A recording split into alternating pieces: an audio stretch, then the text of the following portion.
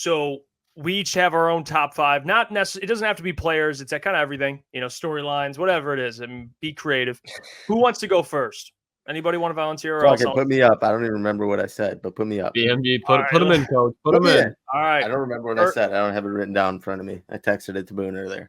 All right, Mike volunteers a tribute. Let's go, All right. Mike. All right, here's your top 5 here storylines. Number 1, Detroit Lions secondary. I want to see if Carlton Davis is the real deal. Obviously, you'll get to see him go against St. Brown, one of the best wide receivers in the league. And then you got the speedster, Jameson Williams.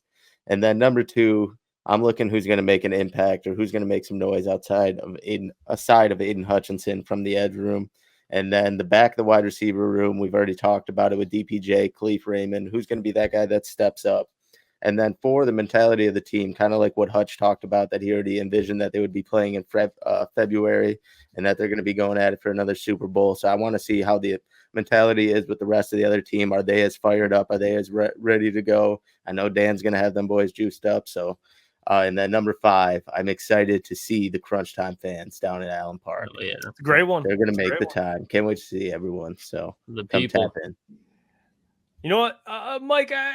The edges aside from Aiden Hutchinson, real quick question. Do you are you not just choosing not to just at Matty Betts or at Davenport? Are you a little scared? No, it was mostly aimed at Davenport. I'm not expecting much from Betts, but I mean, if he goes out there and makes some noise, I'll be happy to be proven wrong by him or Davenport. Okay. So it was mostly aimed at him, and obviously James Houston. You got to have him healthy. He's going to be a big part if he is. So, it's everyone. Great day.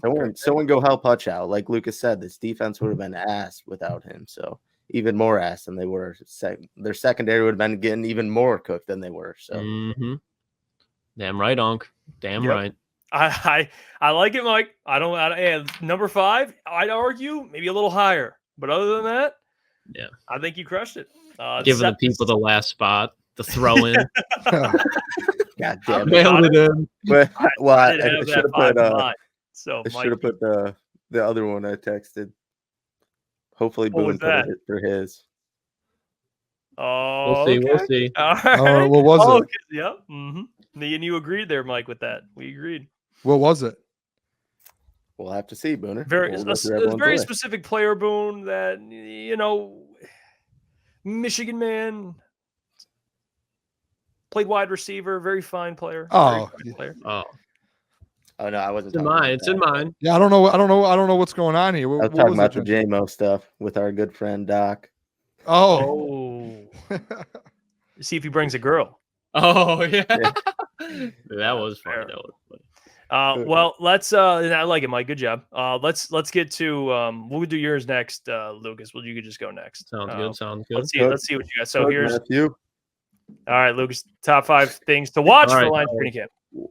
For number 1, I don't think it should be any surprise. Jahmyr fucking Gibbs. Okay, I think this guy is going to break out, and he has the potential to be the best offensive player in the NFL one day. I think this year he definitely is going to break the national name if he hasn't already. I think he's a household name.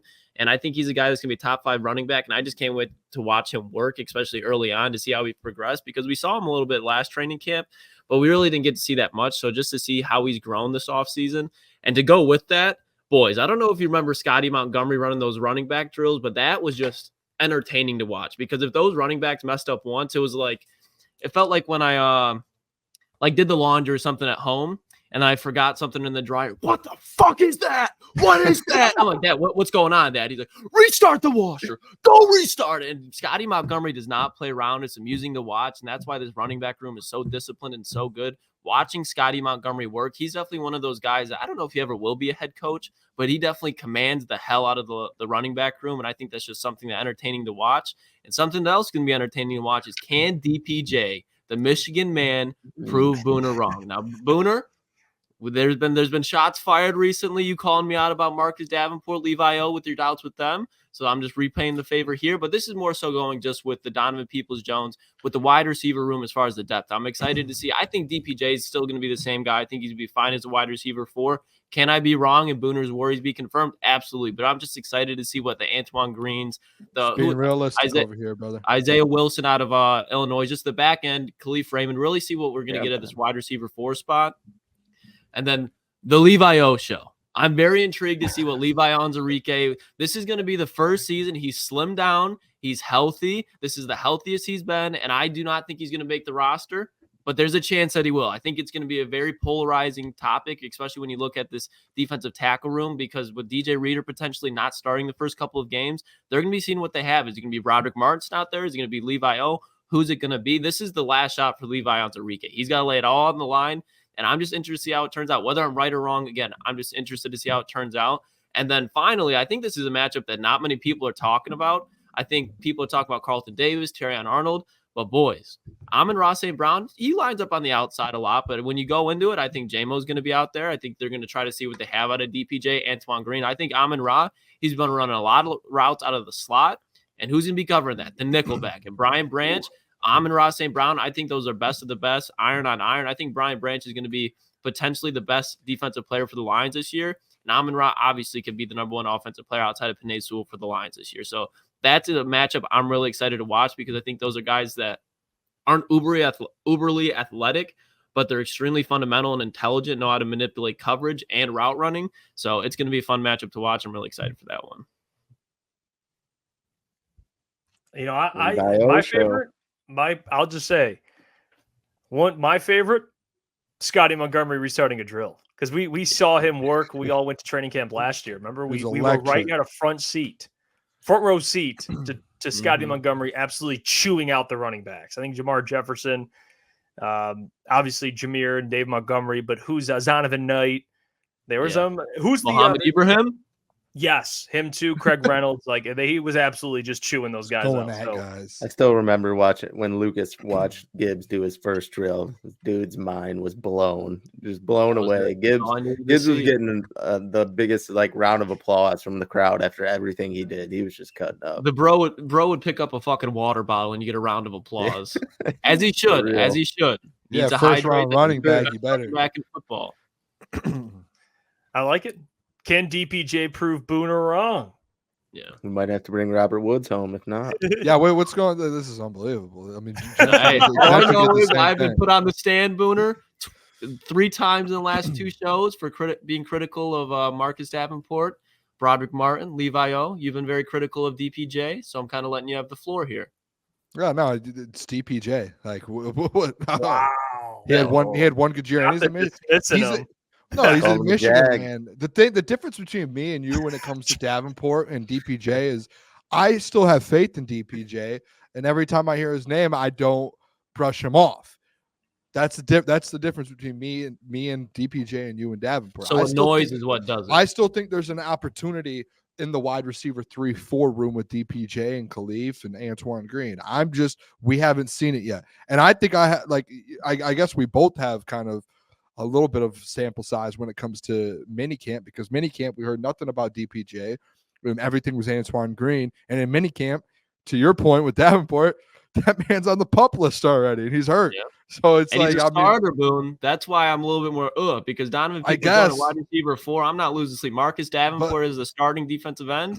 Yeah. I don't know if it's like a DPJ prove Booner wrong, because it was more so everyone in the Detroit Lions fan base should be looking at the wide receiver room and 3 and 4 and be like, okay, who's stepping up?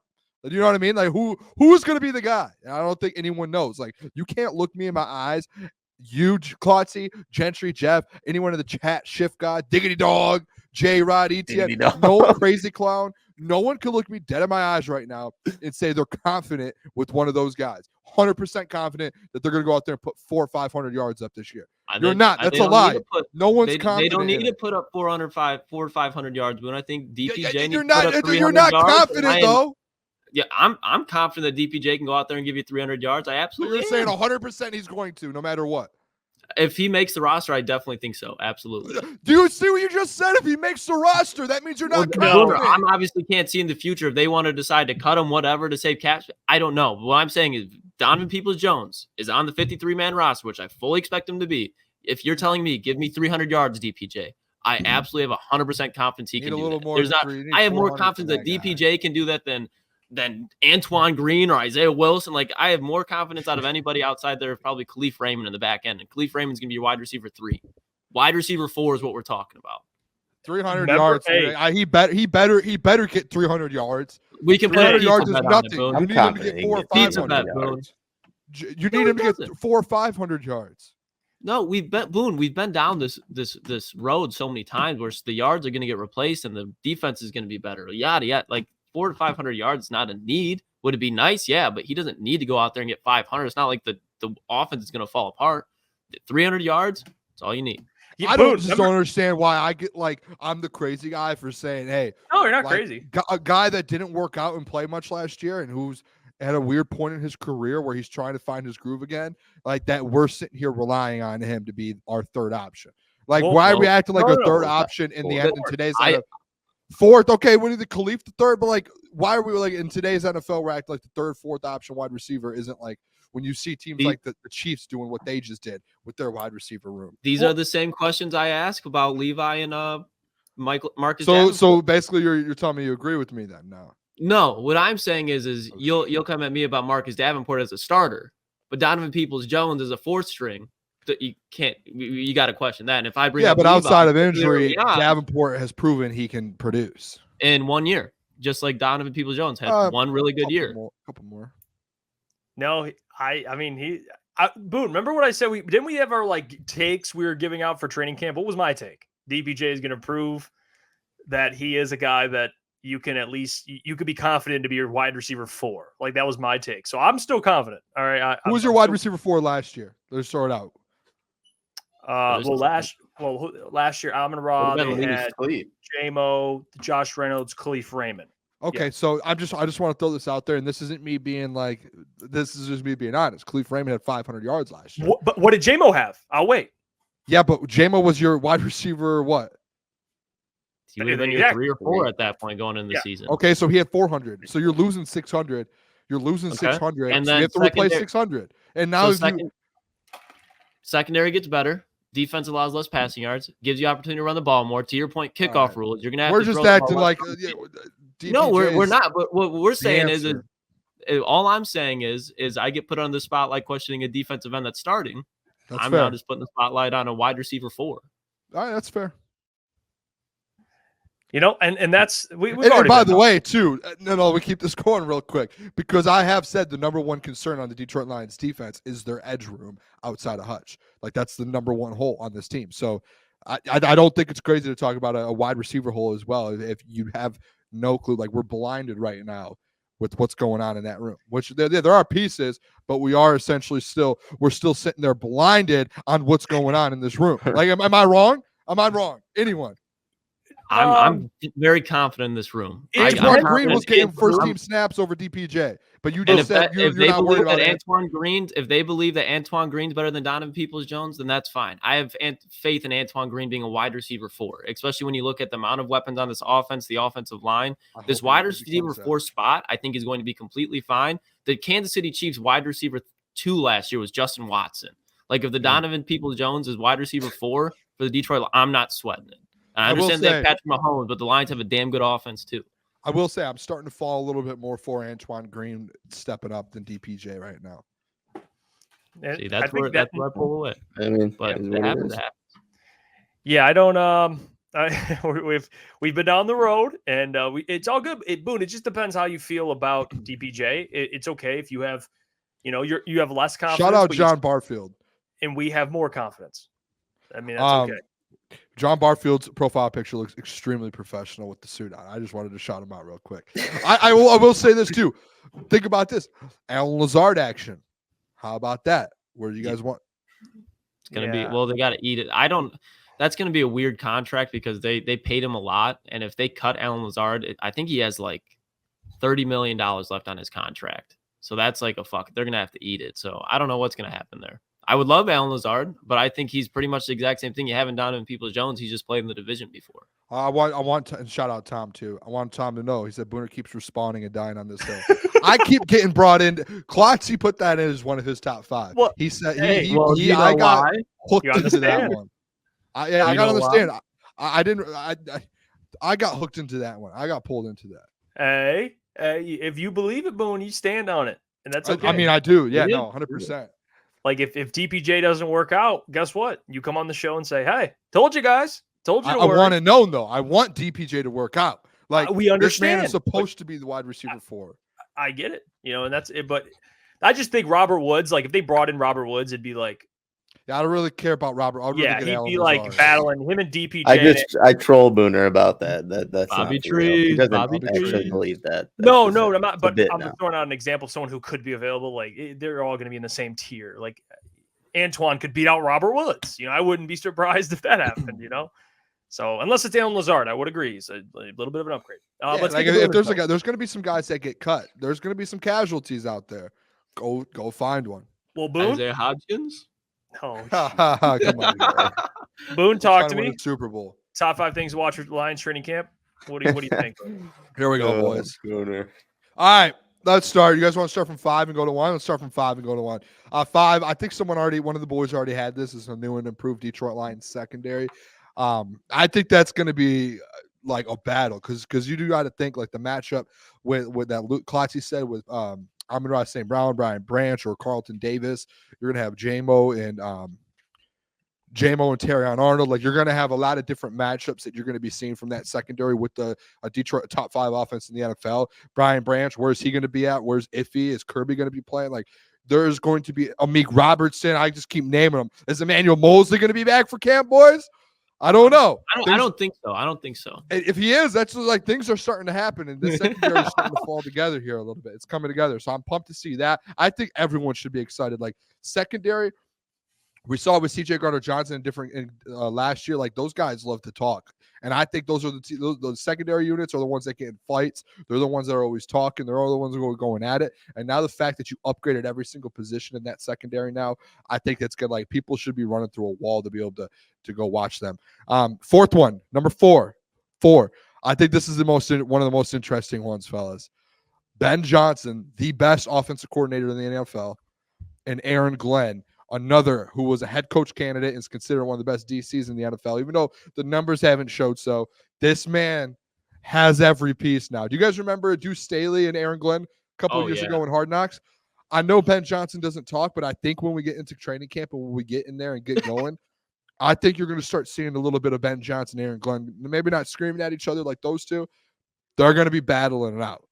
They're going to be going at it. So that's where I'm a little like, I cannot wait. Like imagine those scrimmages, like those game actions. I can't wait. I'm just thinking about Ben like chirping AG.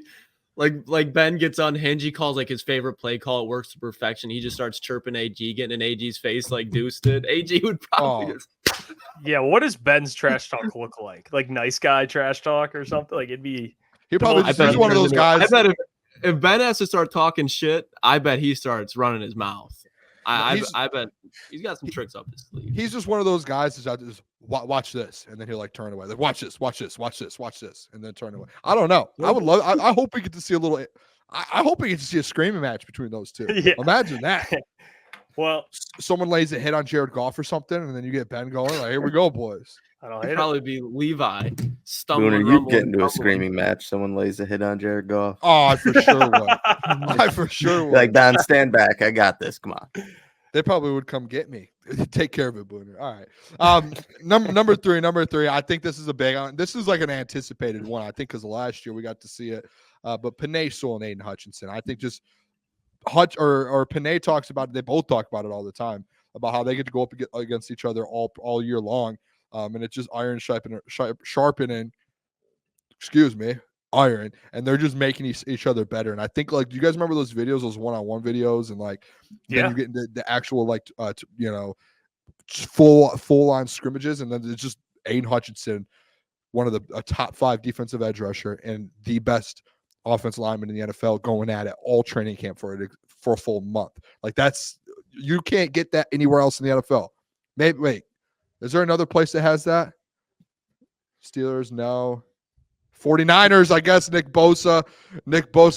Yeah, I guess so. Yeah, but still, like, you don't get that anywhere. I think that like kind of makes your defensive line better. Yeah. Number 2. This might be my favorite one outside of the Booner Pat. That's why it's number 2. Dan Campbell speeches, boys. Every single year on Hard Knocks, we got it. Inside the den, we got it. You constantly. It is a guarantee, and it's one of my favorite things of the year outside of winning football games. Listening to Dan Campbell speak to the team. This man, I don't know. I watched one of them the other day, and I don't know how this man does it. How do you just think of these scenarios and these things to say to your team to get them going? Like some of these stories and the things he says, I'm just like, how do you even think? Like, I don't know how. Like, I don't know. Like, he was like, we'll meet anyone anywhere, and we'll go to a landfill, and we'll like.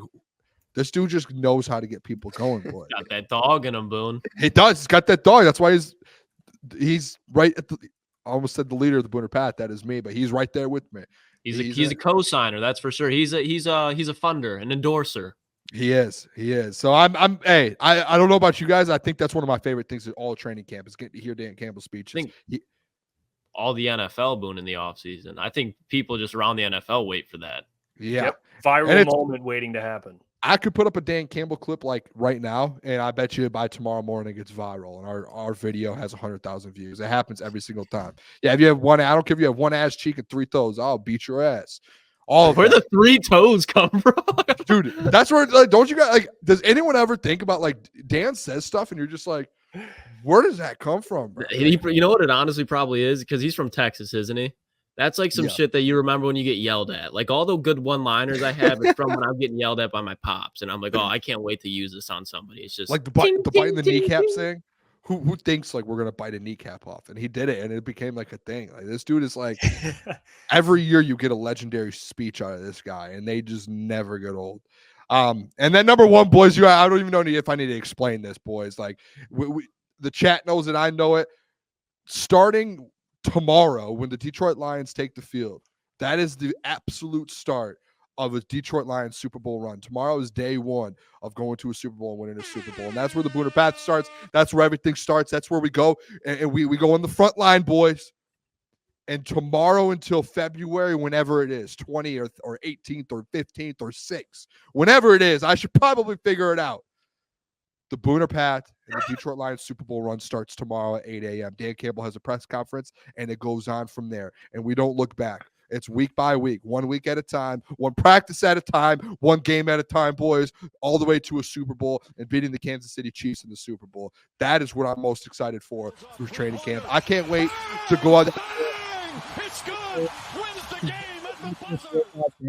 Go there, meet fans, meet the people, and the people who are right behind all of us for the Booner Path and going to win a Super Bowl. All of those people who support the Detroit Lions and go on that run together. I cannot wait to meet them, those people, and say, look each other in the eyes and go, you ready for this ride, brother? I'm ready for this ride, brother.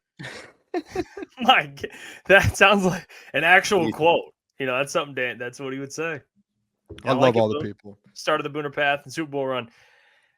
You know what? It should be your number one thing you're most excited for. So I don't hate it. I don't hate it. And actually, one of my reasons and one of your reasons are kind of similar, but it's just written differently. Jeff, you were an account executive on the Booner Path. I'm going to say after that comment, you have been upgraded.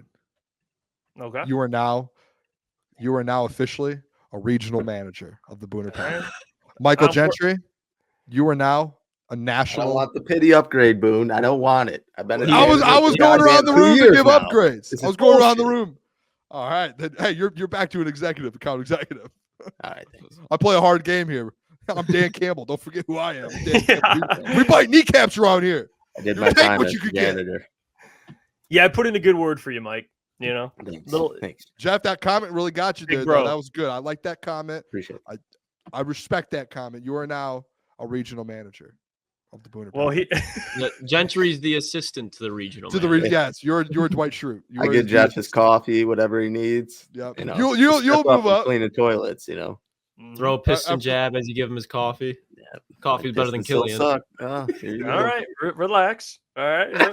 All right. Well, here's mine. All right, here's my top 5 things. Top 5 things to watch for Lions training camp. Number 1, easily Jameis Williams versus Terrion Arnold. Wide receiver 2, cornerback 2. And I think those two, you got a guy in Jameis Williams who is expected to show out, play extremely well with his speed. 2 Alabama guys as well, 2 guys that are very familiar with one another, friends. And Terrion Arnold, I think, will be ready for that challenge. I think it's going to be interesting to see how he matches up with J-Mo in a year where everyone expects J-Mo to go ball. I mean, you heard Iffy, I think today or yesterday, come out and say he believes J-Mo got faster That was something he said. He's like, he looks faster. I don't know how that's possible.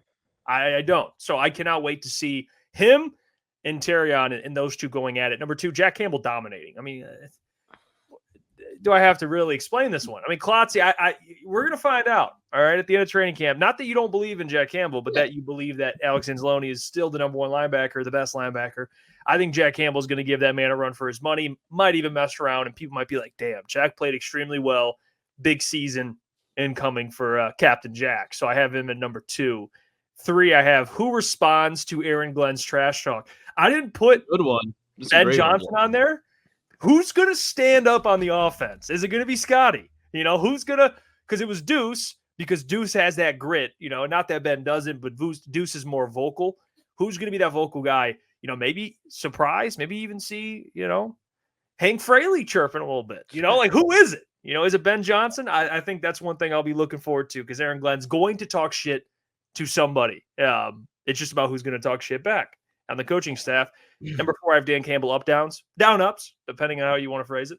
It's up downs to me. Mm-hmm. And he did it last year. I almost put in here instead of Dan Campbell up downs, which drill Dan Campbell will participate in. I almost just put that because we know Dan Campbell is going to participate in one drill, at least at some point, some exercise, some warm up. He'll be doing something. And I think up downs is a fair assumption for Dan Campbell. So Dan Campbell up downs is on the list. It made the list. And then at number 5, I had to, you know, Hendon Hooker securing the backup role. What a feat. What a feat. I mean, come on. It's got to be a storyline after what we read in OTAs and minicamp. Can he secure the backup role, or is Nate Sudfeld going to be your backup quarterback? I just need to see it. I need to see it. And for my sanity partially, but also the other part of it is like, I want to know, you know, does he stink? You know, just are you hitting the panic button if he doesn't beat out Sudfeld this offseason? Yeah, I am. Yeah, dude is 26 years old. I mean, if you can't beat Nate Sudfeld, you stink. Yeah, I'd be disappointed as fuck if he doesn't beat him. Yeah. I would be. That's the best way to describe it. I'd just be disappointed. I wouldn't even be mad. I wouldn't even be mad. Just disappointed. Let me down, Hendon. You let me down. I'm not gonna lie. I genuinely would be actually like worried. Like we don't have a we need to go out and get a backup. If he's bad, like I don't think he's going. I think he's going to be a good backup. But if he does, if something goes wrong and like they're like, hey, he hasn't turned out to what we thought, I'm calling Ryan Tannehill immediately. Yeah, you need to go someone because you can't be a Super Bowl team. And I know people are like, well, if you lose your quarterback, Booner, if you lose your quarterback, your season's over. Well, no, if you lose your quarterback for 2 or 3 games, you need to stay afloat if you're a Super Bowl team. Like seeding wise, you need to make sure those 2 or 3 games you have someone that can keep you kind of a little bit like in this number 1 seed race. Go out. You just lost Teddy B, one of the best in the league. You need to go out and get a legit backup. Like trade for a backup or something. Like you can't go into this season without someone that can take over for a game or 2 if someone goes down. Like you need it. You call up those boys down the ATL and you bring that man Taylor Heineke home now. They got Michael Penix. They have the most luxurious quarterback 3 right now. You bring him home. Taylor Heineke is a guy that can step in and actually win you a game too. That's if I'm on the side of things here with your Super Bowl team and contender. If your quarterback goes down for a full season, you're done. We saw last year with Joe Burrow and multiple teams. Like it happened to everyone. But if you have a quarterback that needs to rest for a week, or he's down for 2 or 3, he has an injury for 2 or 3 weeks, and Goff maybe a concussion protocol, and it goes on for an extra week, you need to go. You can't go 0-2 in 2 weeks without your quarterback. You need to at least go 1-1 because you're fighting for seeding and you're fighting still for a division. Like, right? They better have someone. If Hendon Hooker isn't it, AG needs to make some phone calls. John, we call Dan O over at ESPN. Have Dan show up. Dan O. Yeah. run out the back of the end zone again. He pulled up to the Pat McAfee show today with a black tank top on or something. It was whoa. He was beater ready. What did you say, Clyde? Everyone cuts out to me. What did you say? I just said he was beater ready, and I think we tried to say that we tried to communicate it 2 or 3 times. Dano and a wife beater is must see. I mean, that you got to see that. Dude, I was like, he pulled up. I was like, what's going on right now? It's like me or Jeff pulling up in a beater. yeah. I just saw the show one time in a white beard. Like, what are you doing, dude? Who are you trying to impress right now? Just get back in your. I'm in Ra. Raj has been wearing a beater for That's like he's always been wearing those fucking things. It's a signature. I've never seen him do like interviews and stuff with one on, and now it's like he did that. He did the pivot with one. Yeah. I'm a fan of the beater. I am. Yeah, I still have them. Yeah. I still have them. I'm a little overweight, so they don't really work for me. Yeah, but I don't know if a beater is your move. Yeah, no, you'd see some things you don't want to see. Okay. Anyway. Yeah, well, you know, there might be people out there. Boone.